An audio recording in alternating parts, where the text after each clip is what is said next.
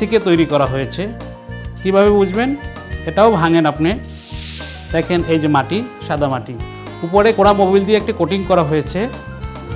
এই সারটি কখনো জৈব সার, কখনো টিএসপি হিসাবে বাজারে বিক্রি হয়। এভাবে আমাদের কৃষকরা ভীষণভাবে প্রতারিত হচ্ছে, যার জন্য আমাদের সরকার যখন জৈব সারের মানদণ্ড নির্ণয় করেছেন তখন বলা হয়েছে জৈব সারে কোনো প্রকার দানাদার করা যাবে না। দেখেন আপনি সাদা এবং কালো জৈব সার, কিন্তু প্রকৃত জৈব সার নয়। ভেজাল জৈব সার শনাক্তকরণ পদ্ধতি। প্রকৃত জৈব সারের রং হবে গাঢ় ধূসর থেকে কালো। মানসম্পন্ন জৈব সারের কোনো প্রকার দুর্গন্ধ থাকবে না। সঠিক সর্বোচ্চ 15% পর্যন্ত আর্দ্রতা সম্পন্ন জৈব সার হাতের মুঠোয় চাপ দিলে দলা বাঁধবে না। 2 চামচ সার আধা গ্লাস পানিতে দিয়ে পর্যবেক্ষণ করলে দেখা যাবে প্রকৃত জৈব সারের ক্ষেত্রে খুবই সামান্য পরিমাণ 1 থেকে 2% অদ্রবণীয় বস্তু গ্লাসের নিচে জমা পড়বে, আর ভেজাল সার হলে অদ্রবণীয় বস্তুর পরিমাণ বেশি থাকবে। এখন হেভি মেটাল সমৃদ্ধ জিঙ্ক সালফেট খালি চোখে আপনারা কিভাবে চিনবেন? কিভাবে? এই হেভি মেটাল সমৃদ্ধ জিঙ্ক সালফেট যদি কিছুদিন আপনি রেখে দেন, সাদা বর্ণ থেকে কখনো হলুদ, কখনো গাঢ় হলুদ রঙের পরিণত।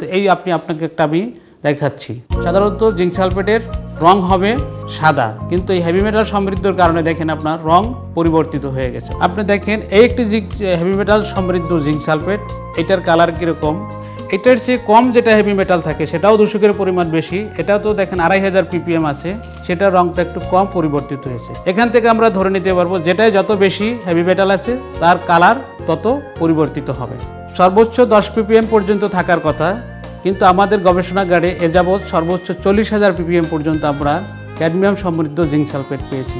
এ ধরনের জিঙ্ক সালফেট যদি মাটিতে ব্যবহার করা হয় তাহলে ফুড চেইনের মাধ্যমে এটা মানুষের দেহে প্রবেশ করে তার কিডনি এবং লিভার ক্ষতি হতে পারে। কৃষক ভাইয়েরা, ইতিমধ্যে আপনারা যে প্রক্রিয়াগুলো দেখলেন গবেষণাগারে অথবা গবেষণাগারের বাইরে যেগুলো আপনারা দেখলেন, এই পদ্ধতিগুলো আপনারা আপনাদের বাড়িতে অথবা সার কেনার সময় দোকানে বসে যদি এগুলো পরীক্ষা করার সুযোগ আপনাদের থাকে তাহলে পরীক্ষা করে নেবেন।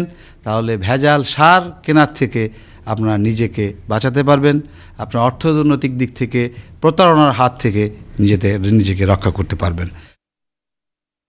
প্রিয় কৃষক, নিজের প্রয়োজনে নিজেকেই সচেতন হতে হবে, আর এই পদ্ধতি অনুসরণ করে কৃষি সম্প্রসারণ কর্মী